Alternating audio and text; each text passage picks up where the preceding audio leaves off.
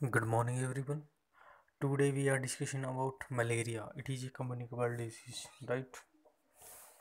आज अपन बात करेंगे सिंपली मलेरिया के बारे में। आपने सुना होगा मलेरिया मच्छर के काटने से फैलता है, लेकिन होता किसकी वजह से है? प्लाज्मोडियम की वजह से होता है। और ये क्या है? प्रोटोजोअल इन्फेक्शन है। सिंपली इसका इंट्रोडक्शन मैं बताता हूँ उसको पढ़ने से पहले कि मच्छर के काटने से फैलता है। और वो मच्छर कौन सा है जिसको अपन बोलते हैं फीमेल एनाफ्लेज मॉस्किटो। मादा एनाफ्लेज मच्छर के काटने से फैलता है। और होता है किसकी वजह से? प्लाज्मोडियम की वजह से। प्लाज्मोडियम की 4 कैटेगरीज हैं इसमें, जैसे Plasmodium falciparum, Plasmodium malariae, Plasmodium oval, Plasmodium vivax, right. तो अपने इंडिया में जो 70% केस हैं वो प्लाज्मोडियम वाइवैक्स के मिलते हैं, राइट।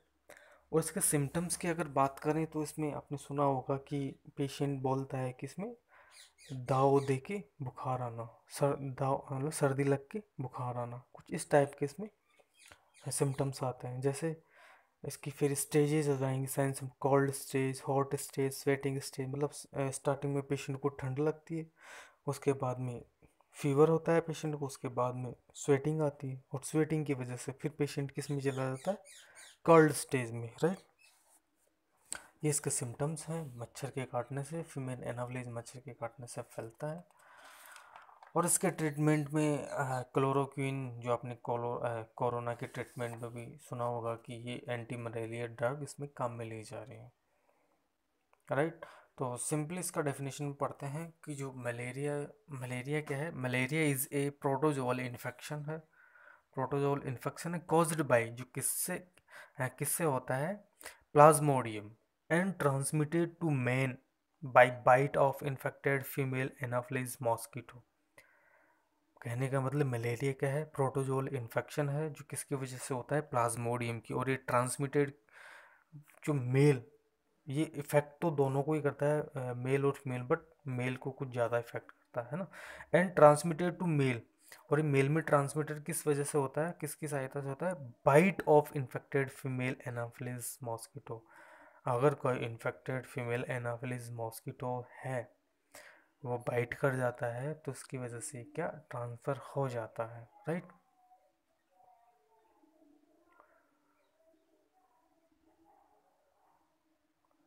अपन बात करें इंक्यूबेशन पीरियड या फिर जो इसकी कैटेगरीज, किसकी? प्लाज्मोडियम की कैटेगरीज।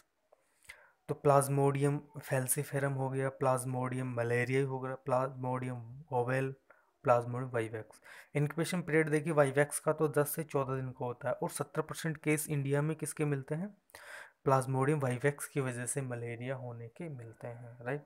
फिर है प्लाज्मोडियम मलेरिया, इसकी इंक्यूबेशन पीरियड 30 दिन का होगा। प्लाज्मोडियम वाइवैक्स ओवेल का होगा 14 दिन।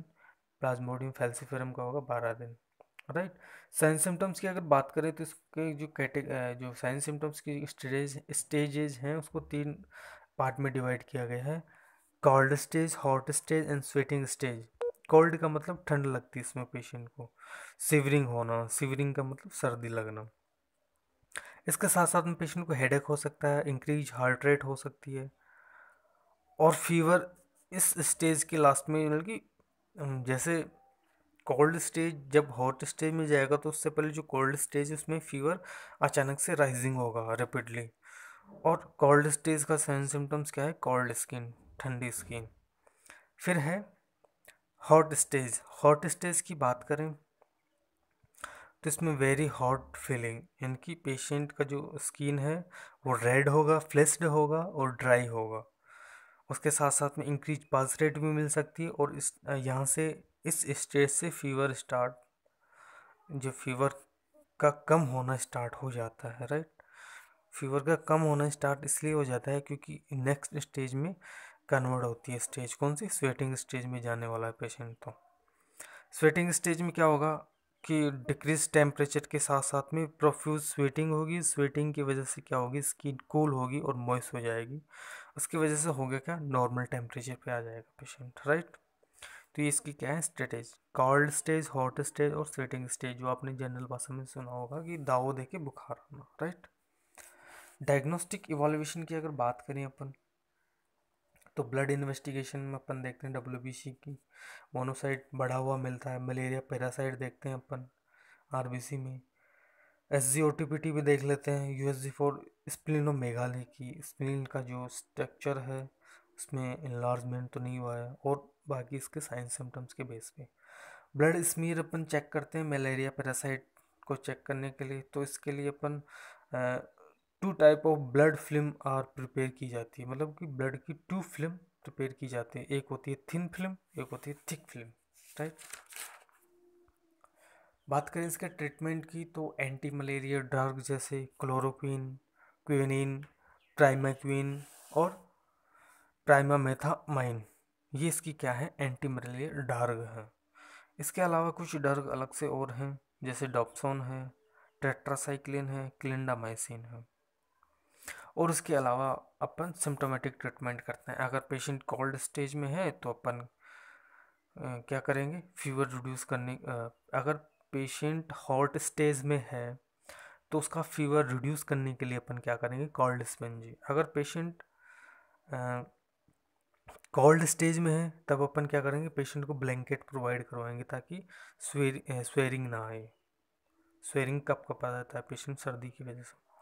और उसके अलावा अपन पेशेंट का जो provide comfort, rest, record TPR regularly, ये अपन सिम्टोमेटिक ट्रीटमेंट देते हैं। इसमें जो anti malaria drug, chloroquine, quinine, primaquine, ये सब प्रोवाइड करवाते हैं।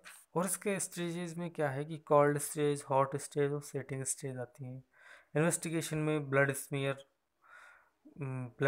अपन किसके लिए, मलेरिया पैरासाइट को चेक करने के लिए काम में लेते हैं। और ये क्या है, प्रोटोजोल इन्फेक्शन है मलेरिया, जो किसकी वजह से होता है, प्लाज्मोडियम की वजह से।